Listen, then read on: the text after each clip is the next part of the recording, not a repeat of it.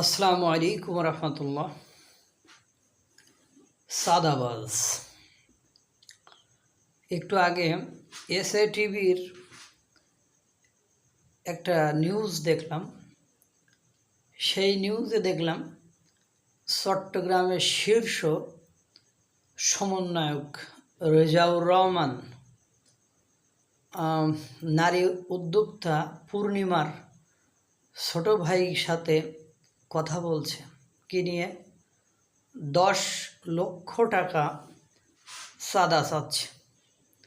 এই চট্টগ্রাম শহর হলো চাঁদার শহর, দখলবাজের শহর, সন্ত্রাসীর শহর, অশান্তির শহর আমার মনে হচ্ছে এই চট্টগ্রাম।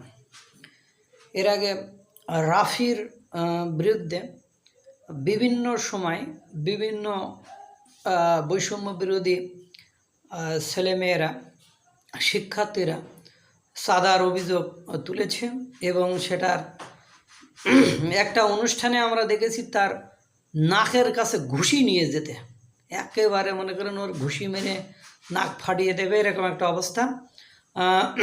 সরাসরি সেটা টিভি চ্যানেলে বা বিভিন্ন মিডিয়ায় দেখিয়েছে যে তাদের নাকের কাছে ঘুষি নিয়ে গেছে এরকম একটা অবস্থা এবং বলছে চাঁদাবাজের ঠিকানা এ বাংলায় হবে না। রাফি তখন নীরব দর্শকের ভূমিকা পালন করেছে। হান্নান মাসুদকে আটকে রেখেছিল। এরপরে কমিটি দেওয়া নিয়ে তারা বলছে যে টাকা খেয়ে তারা কমিটি দিয়েছে কেন্দ্র থেকে, তাদেরকে চেনে না। আমরা যারা বৈষম্য বিরোধী আন্দোলনে ছিলাম আমাদের সাথে কোনো যোগাযোগ করিনি, আমাদের কোনো পোস্ট পদবি দেয়নি। তারা এটা নিয়ে রাস্তা পর্যন্ত ব্লক করে রেখেছিল এবং গাড়ি ঘোড়া চলতে দিবে না, এটা ব্লক করে রাখছিল। এবং আপনারা জানেন যে তারা বলছে যে এখানে যারা বাহিনী, গুন্ডা বাহিনী, সাদাবাজ বাহিনী এবং আওয়ামী লীগ ছাত্রলীগের লোকজন দিয়ে তারা কমিটি দিয়েছে।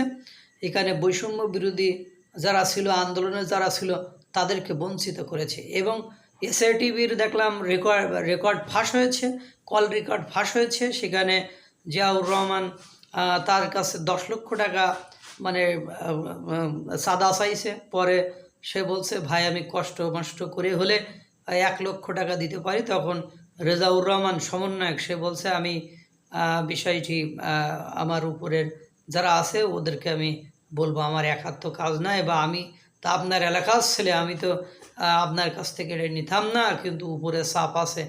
এই উপরের ওরা কারা আমরা জানি না।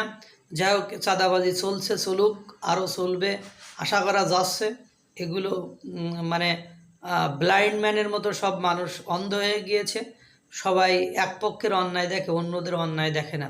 আল্লাহ তাআলা সকলকে ভালো রাখুক, সুস্থ রাখুক। আসসালামু আলাইকুম ওয়া রাহমাতুল্লাহ।